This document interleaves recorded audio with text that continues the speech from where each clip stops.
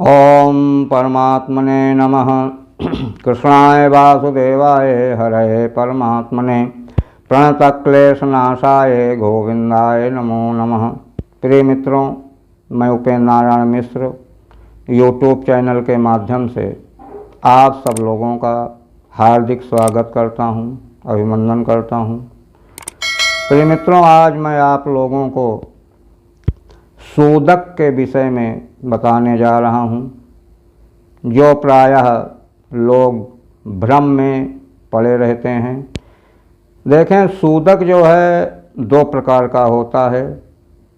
एक जनना शौच होता है, एक मरणा शौच होता है। जब किसी बच्चे का जन्म होता है उसको जनना शौच कहते हैं, उसमें भी सूदक लगता है। और जो मरणा शौच होता है, जो जिसकी मृत्यु हो जाती है, उसको मरणा शौच कहते हैं। ये दोनों सूदक समान होते हैं। इसमें दोनों में किसी प्रकार का कोई अंतर नहीं है। दोनों में उसी प्रकार से नियम का पालन करना चाहिए। और जब सूदक हो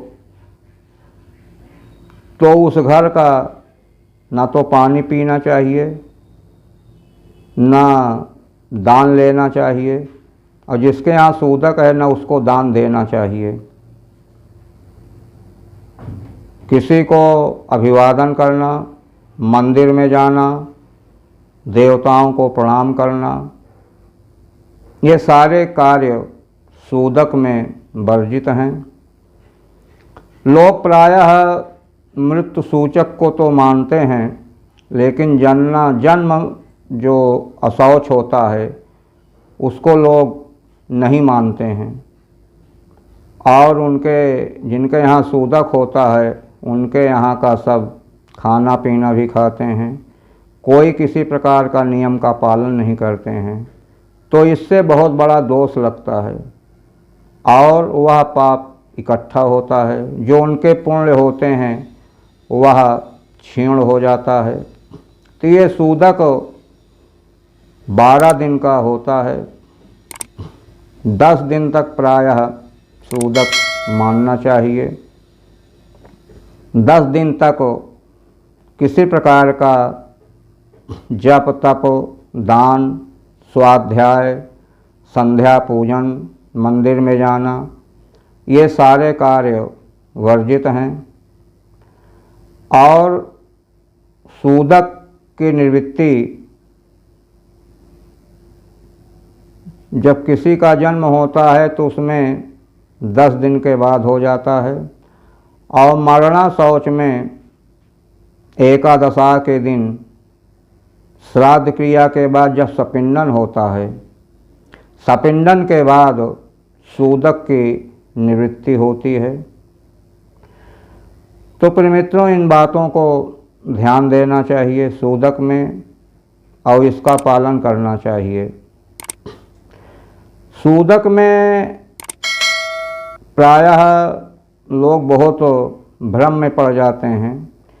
सूदक में एक चीज़ ये है, जैसे मरणा शौच के विषय में मैं थोड़ा बताने जा रहा हूँ।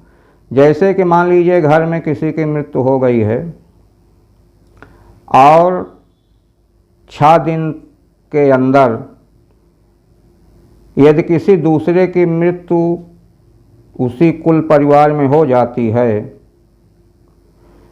तो जो दूसरा वाला सूदक की निवृत्ति पहले वाले सूदक के साथ हो जाएगी। और यदि 6 दिन के बाद अगर घटना घटित होती है, मृत्यु होती है, तब वह दूसरे वाले की सूदक 10 दिन तक चलेगा। फिर पहले वाले सूदक की निवृत्ति दूसरे वाले के साथ होगी। तो इस प्रकार से सूदक का विचार करना चाहिए। और आजकल समाज में लोग इतना किसी प्रकार का कोई विचार नहीं करते हैं। सूदक लगा हुआ है फिर भी लोग उस घर का चाय नाश्ता कर रहे हैं, कोई किसी प्रकार का विचार नहीं। तो यही सब कुरीतियां हैं जो जाने में और अनजान में भी इस प्रकार के ये कार्य करते हैं, तो उसका बहुत बड़ा प्रायश्चित होता है, बहुत बड़ा दोष लगता है, और जो उनके पुण्य होते हैं वो भी नष्ट हो जाता है। और जलना शौच में जो प्रसूति स्त्री है वो 45 दिन के बाद शुद्ध होती है। 45 दिन के पहले उसकी शुद्धि नहीं होती है, तो 45 दिन तक वह किसी प्रकार का पूजन पाठ नहीं कर सकती है। 45 दिन के बाद पंचगव्य प्राशन करना चाहिए। पंचगव्य को पीने से शुद्धि हो जाती है और उसके बाद तब वह पूजा पाठ रसोई के कार्य करने का अधिकार प्राप्त हो जाता है, शुद्ध हो जाती है। इसलिए इन सब बातों को ध्यान देना चाहिए, सूदक का विचार अवश्य करना चाहिए। और जो लोग नहीं करते हैं, धीरे धीरे वही पाप इकट्ठा होता जाता है और उसी प्रकार के मन मस्तिष्क बुद्धि भी मलिन हो जाती है।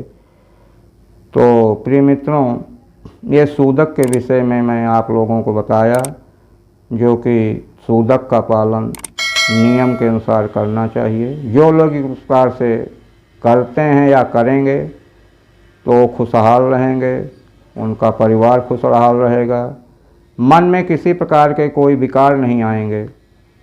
प्रिय मित्रों, यदि मेरी ये बातें आपको अच्छी लग रही हों तो मेरे इस चैनल को ज़रूर सब्सक्राइब करें।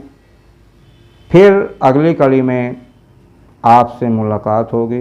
धन्यवाद।